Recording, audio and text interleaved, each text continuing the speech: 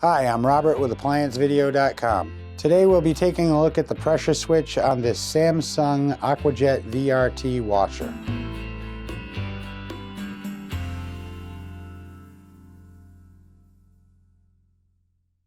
Stop. Before you begin any repair, unplug the appliance from the wall outlet. It is also recommended that you check for proper voltage. Remember to also turn off the water.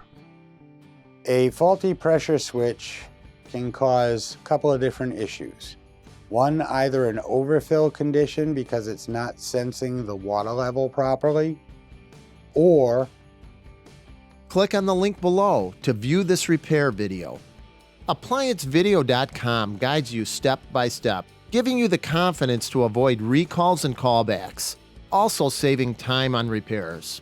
Whether you're up against an uncommon repair or the latest appliance on the market, our videos have been created with you in mind.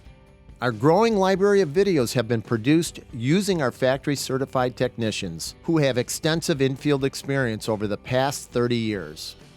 ApplianceVideo.com provides high-quality repair videos that anyone can follow, regardless of their skill level. We are here to help.